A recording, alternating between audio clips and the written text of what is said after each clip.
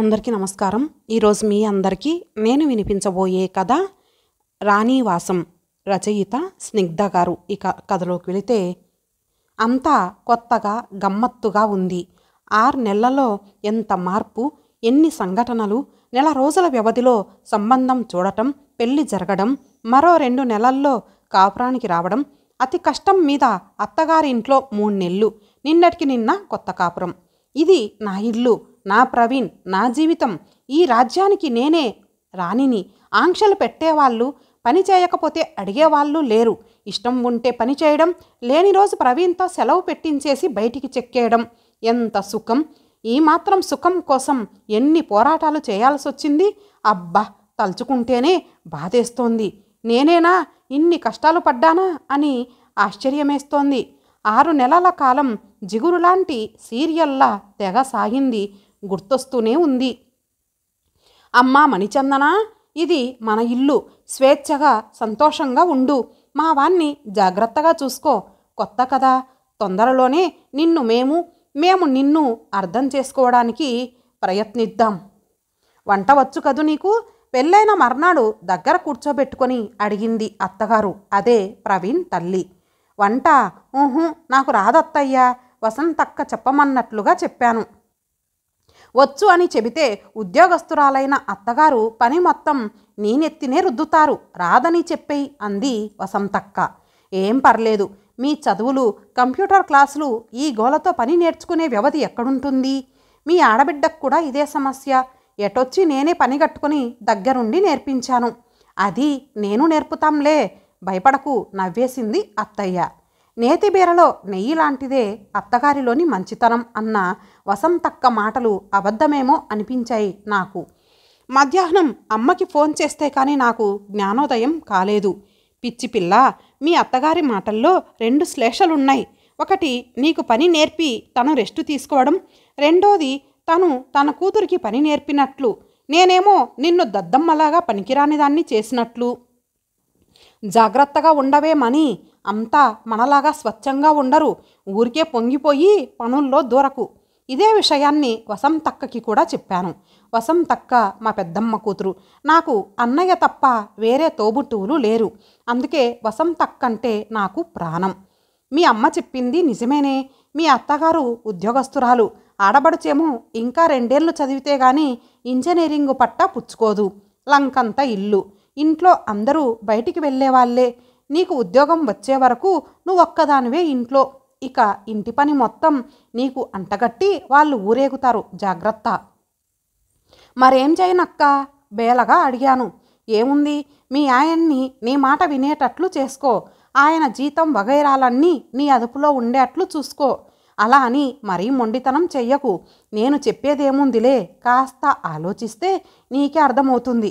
వచ్చే ఏడాది కల్లా నేను, మీ బావగారు మీ సొంత విడికాపురం చూడ్డానికి వచ్చేటట్లుగా ఏర్పాటు చేసుకో. ఆలోచించాను. ఎప్పుడో చిన్నప్పుడు తెన్నేటి సూరిగారు రాసిన చెంగీజ్ ఖాన్ నవల గుర్తొచ్చింది. అందులో చెంగీజ్ ఖాన్ భార్య బుర్టి పాత్ర నాకు ఆదర్శమేమో అనిపించింది. అంతటి మహావీరుడు భార్య మోహంలో పడి తల్లిని కొంతకాలం దూరం చేస్తాడు. అమాయకంగా కనిపిస్తూనే తేనె పూసిన కత్తిలా అత్తగారి గుండెల్ని పిండేస్తుంది బుర్టి. మరదుల్ని మంచి చేసుకొని కన్న తల్లినే కష్టపెట్టేలా చేస్తుంది. ఆఖరికి నిజం బయటపడి భార్యకు బుద్ధి చెప్తాడు చెంగీజ్ ఖాన్. అయితే అంతటి వివేకం సాధారణ మగాళ్లలో ఉంటుందని నేను అనుకోను. అంతే, ఆచరణలో పెట్టేశాను. ఈ చొక్కా ఏమిట్రా, బఫూన్స్ వేసుకునేదానిలాగా? ఈ పెద్ద పెద్ద బొమ్మలేమిటి? సిగరెట్టే అలవాట్లేని నాకు ఈ యాస్ట్రే గిఫ్ట్ ఏమిటి? మామగారి విసుగు. చీర బాగానే ఉంది కానీ నా వయసుకి నప్పదేమోరా. మరీ ఇంత పలుచన జార్జెట్వి నేనెప్పుడో మానేశాను. ఎందుకురా అనవసరంగా ఖర్చు పెట్టుకున్నావు? అత్తగారి అక్షింతలు. ఒరే అన్నయ్య, డ్రెస్ సూపర్బ్. కాకపోతే నేను ఓ 4 ఏళ్ళు చిన్నదాన్నైపోతే కానీ పట్టదనుకుంటా. ఇదిగో వదినా, ఎలాగో ఎక్కించాను కానీ ఒంటి మీద నుంచి మరి ఊడి రావట్లేదు. కాస్త హెల్ప్ చేయవు? కొత్త డ్రెస్ తొడిగి గదిలో నుంచి ఆడబడుచు ప్రణీత పిలుపులో వెక్కిరింత. ఇవన్నీ నేను వీళ్ళ కోసం ప్రవీణ్ వారిస్తున్నా వినకుండా కొన్న బట్టలు. ఈ సూటిపాటి మాటలకి నా కళ్ళలో గిర్రున నీరు తిరిగాయి. గదిలోకొచ్చి ఏడుపు మొదలెట్టాను. ప్రవీణ్ నాతో పాటే వచ్చి చాలాసేపు బ్రతిమిలాడాడు. ఆ తర్వాత వాళ్ళ అమ్మతో అన్న మాటలు వినిపించి నాకు నేనే కంగ్రాట్స్ చెప్పుకున్నాను. ఏంటమ్మా, తను ఎంతో ఇష్టపడి ఎంపిక చేసింది మీకోసం. హనీమూన్లో కూడా మీ గురించే ఆలోచించింది. మీరేమో ఇలా మాట్లాడి తనని కష్టపెట్టారు. ప్రవీణ్ మాటలకి వాళ్ళు నిజంగానే నేను ఏడుస్తున్నాను అనుకొని నన్ను అనునయించి వెళ్ళడం, నేను ముభావంగా ఉండడం జరిగిపోయింది. ఇక అప్పట్నుంచి ఆపరేషన్ ఫర్ సెపరేషన్ చర్యలు మొదలుపెట్టేశాను. 8ంటికి నిద్రలేచి నేరుగా వంటింట్లో సహాయానికి వెళ్తే అత్తయ్య పాచిముఖంతో వంటగదిలోకి ఎందుకమ్మా, నేను స్నానం చేసి వంట చేస్తాను కదా, నాకు ఇలా వస్తే నచ్చదు అనేది. ఆవిడే అందరికీ లంచ్ ప్యాక్ చేసి రెడీ చేసేది. తల్లికి వంటగదిలో కొద్దో గొప్ప సాయం చేసే ప్రణీత మాత్రం ఓసారి వదిన నువ్వెంత లక్కీనో అనుకున్న అతిథి అనేయొచ్చు. కుక్ కమ్ సర్వెంట్ అత్తగారు, పర్మనెంట్ హెల్పర్ ఆడబడుచు. ప్రణీతని బాగా కోప్పడింది అత్తయ్య. నేను బాధపడితే ప్రవీణ్ చెల్లెలి చేత నాకు సారీ చెప్పించాడు. అయితే నన్ను కూడా పని నేర్చుకోమని పురమాయించాడు. తప్పదురా బాబు అనుకొని రాత్రి వంట నేను చేస్తానని పూనుకున్నాను. అమ్మకి ఫోన్ చేసి అడిగితే తగిన సలహాలు ఇచ్చింది. అమ్మ తెలివితేటలు చాలా గొప్పవి.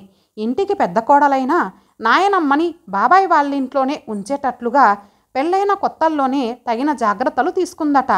నాయనమ్మ వచ్చినప్పుడల్లా తలనొప్పో మరోటో చెప్పి పడుకోవటం, పని మనిషిని ఆవిడ ఉన్నన్నాళ్ళు రావద్దని చెప్పడం చేసేదట.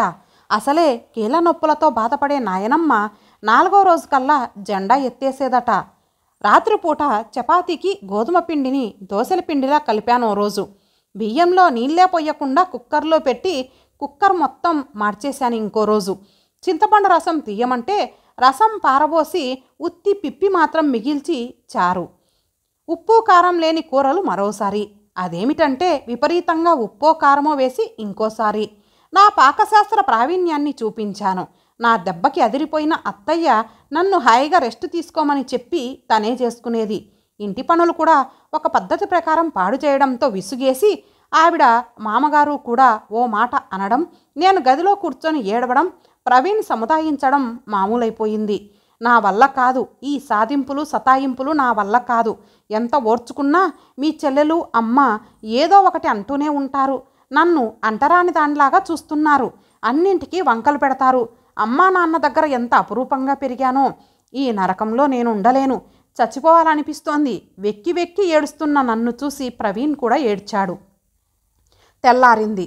అమ్మ 20 ఏళ్ళు మరో ఇంట్లో పెరిగిన మనిషి మన పద్ధతులకి అలవాటు పడాలంటే టైం పడుతుంది కదా. మనతో కలవనీయకుండా అలా విడిగా ఉంచితే తనెంత బాధపడుతుంది. మీ సూటిపోటి మాటలకి బాధపడి తానేదైనా అఘాయిత్యం చేసుకుంటే ఇలా అయితే ఎలా తల్లితో అంటున్నాడు ప్రవీణ్.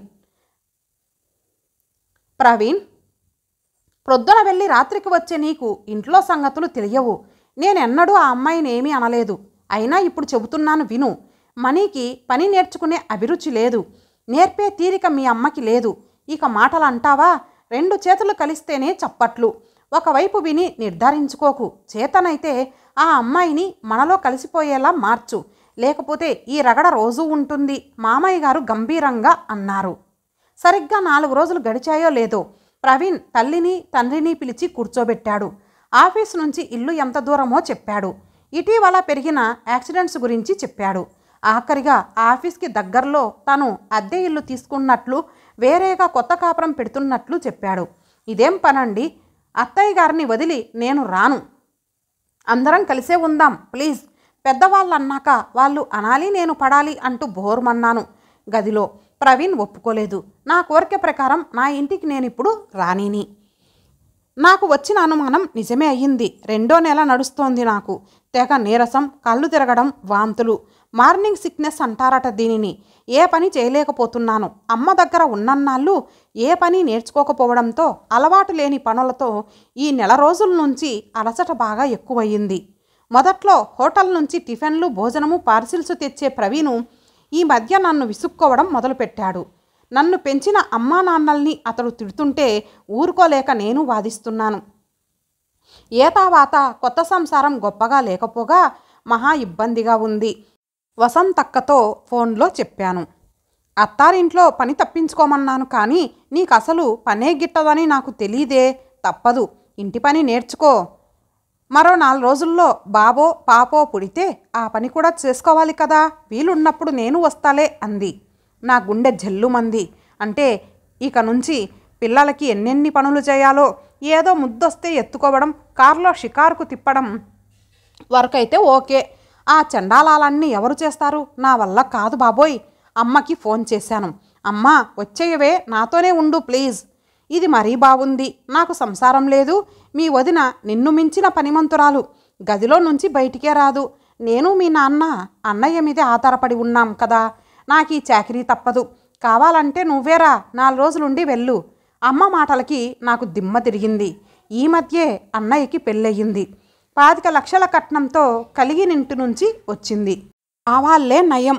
నయా పైసా కట్నం తీసుకోకపోగా 2 లక్షల రూపాయలిచ్చి బంగారం బట్టలు కొనుక్కోమన్నారు. అమ్మ దగ్గరికి వెళ్ళిన 2వ రోజే నాకు పరిస్థితి అర్థమయ్యింది. అమ్మ తెలివితేటలు వాళ్ళ అత్తగారి దగ్గర తప్ప తన కోడలి దగ్గర పనిచేయడం లేదని. ఆంతరంగిక సేవకురాలిలాగా కోడలికి సపర్యలు చేస్తోంది అమ్మ. వదినని అద్దాల అలమారలోని బొమ్మలాగా అపురూపంగా చూసుకుంటున్నాడు అన్నయ్య. ఎవరూ ఏమీ అనకపోయినా నాకు నేనే పరాయిదానిలాగా అనిపించింది. నేను పుట్టిన ఈ ఇల్లు నా వాళ్ళందరూ పరాయిగానే తోచసాగారు. వదిన అభిజాత్యం, అహంకారం నన్నక్కడ ఉండనీయలేదు. తిరిగి వచ్చేశాను. నెలలు నిండుతున్నాయి. అత్తయ్య వచ్చి ఇంటికి తీసుకెళ్లి సీమంతం చేసింది. పుట్టింటికి పురుడు కోసం చేరాను. పాప పుట్టింది.